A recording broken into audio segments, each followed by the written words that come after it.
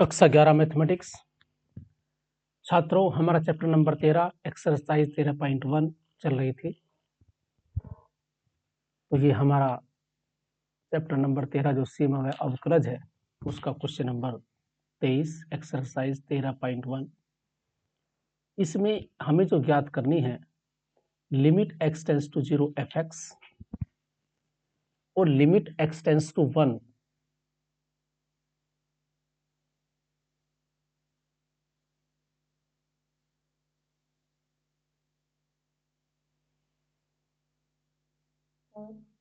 fx, जहां हमारे पास जो fx है, हमारा क्वेश्चन है limit x tends to 0 fx और लिमिट x टेंस टू 1। हमारे पास दो क्वेश्चन है। एक तो हमारे पास इस फलन की fx फलन की x बराबर 0 पर सीमा ज्ञात करनी है और x बराबर 1 पर सीमा ज्ञात करनी है। तो छात्रों ध्यान से देखें, इस क्वेश्चन कोई थोड़ा सा अलग टाइप का क्वेश्चन है। इसमें हमारे पास जो फलन डिवाइड इस प्रकार परिभाषित है। इसने कहा है यदि x का मान ग्रेटर देन 0 है, यदि तुम x का मान 0 से बड़ा लेते हो तो हमारे पास जो फलन परिभाषित है वो ये 3x + 1, यानी हम fx बराबर 3 इंटू x + 1 लेंगे। यदि x का मान बराबर 0 है या 0 से छोटा है, अर्थात कोई नेगेटिव नंबर है या 0 है, तो हमारे पास फलन परिभाषित है 2x + 3। अब हमें ये क्वेश्चन दिया हुआ है और हम इसकी सीमा ज्ञात करना चाहते हैं। किस पे? तो यहां हमारे पास पहला क्वेश्चन है, हम ये वाला करते हैं। अब limit x tends to 0 fx। तो ऐसे क्वेश्चन में हम हमेशा RHL अर्थात दाएं पक्ष की सीमा और बाएं पक्ष की सीमा से संबंधित क्वेश्चन करेंगे। तो इस क्या करते हैं, तो हमारे पास x बराबर 0 है और हम देखते हैं x बराबर 0 पर जो फलन है वो देखो ये वाला है, x बराबर 0। तो यदि fx बराबर 2x + 3 है तो यदि इसमें हम f0 पुट कर दें तो यहाँ 0 आ जाएगा, तो 3 आता है। तो हम देखते हैं f0 का मान 3 है। अब हम इसके दाएं पक्ष की सीमा ज्ञात करना चाहते हैं। तो फॉर्मूला ये है limit x tends to 0 plus, 0 plus का मतलब है हम RHL ज्ञात कर रहे हैं, राइट हैंड लिमिट ज्ञात कर रहे हैं fx की। ये नोटेशन हुआ। इसका अर्थ है लिमिट अर्थात हम x बराबर 0 पर फलन fx की दाएं पक्ष की सीमा, इसका अर्थ अर्थात दाएं पक्ष की सीमा RHL बराबर limit x tends to 0 plus fx। अब हमारे पास ये फॉर्मूला, यदि हमारे पास 0 प्लस है तो इस क्वेश्चन को हम कन्वर्ट करते हैं, इसे लिखेंगे लिमिट h टेंस टू 0, क्योंकि हम ये 0 पे ज्ञात कर रहे हैं। यदि यहाँ a है, अगर मान लो यहाँ a लिखा होता तो मैं लिखता से a प्लस है, तो यहाँ क्या आएगा, 0 पर है तो 0 प्लस है, 0 प्लस। तो हमारे पास f h tends to 0, 0 plus h, 0 plus h का मतलब fh। h यहाँ एक छोटी सी अल्प राशि है, धन राशि है, कोई भी वैल्यू है, एक धन संख्या है, अर्थात 0 में कुछ जुड़ गया तो ये संख्या 0 प्लस h का मतलब 0 से बड़ी संख्या है।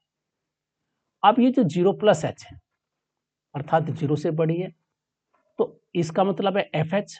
अब ये हमें fh का मान ज्ञात करना है, क्योंकि h 0 से बड़ी राशि है तो हमारे पास ये आएगा x ग्रेटर देन 0। यदि कोई वैल्यू 0 से बड़ी है तो अब हमें यहाँ क्या रखना है, यहाँ x की जगह h, तो हम यहाँ इस वाले फलन में रखें क्योंकि 0 से बड़ा।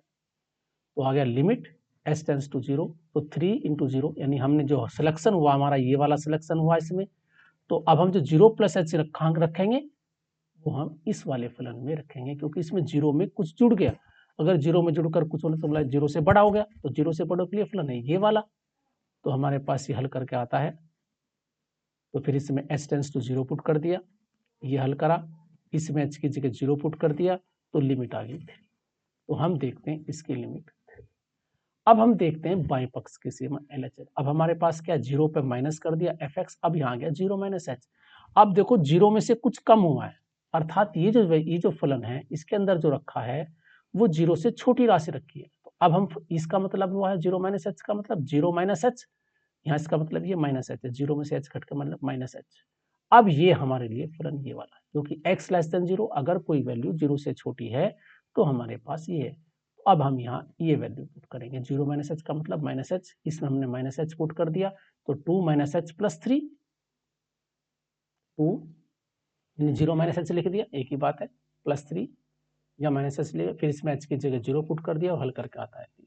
तो हम देखते हैं कि x बराबर जीरो पर, x बराबर जीरो पर इस दाएं पक्ष की सीमा भी 3 है और बाएं पक्ष की भी सीमा 3 है।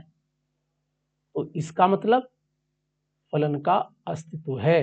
तो दाएं पक्ष की सीमा बराबर बाएं पक्ष की सीमा, इसकी आवश्यकता नहीं है, अर्थात यहाँ x बराबर जीरो पर सीमा का अस्तित्व है और उसका आंसर है 3, अर्थात इसका आंसर हुआ limit x tends to zero fx बराबर हुआ 3, क्योंकि दोनों की जो बराबर है वही वैल्यू हमारा। अब हम देखते हैं x बराबर 1 पर इस फलन की सीमा क्या है। x बराबर 1, देखो दाएं पक्ष की सीमा निकालते हैं, लिमिट x टेंड्स टू 1 है fx, ये फॉर्मूला हुआ, limit x tends to zero, यहाँ 1 प्लस एच, 1 प्लस एच 1 से बड़ी राशि है अर्थात जीरो से बड़ी राशि है, तो फलन ये हुआ। इसमें वैल्यू पुट कर दिया, x की जगह 1 प्लस एच पुट कर दिया, फिर इसमें h की जगह जीरो पुट करा, तो ये हल करके आता है 6।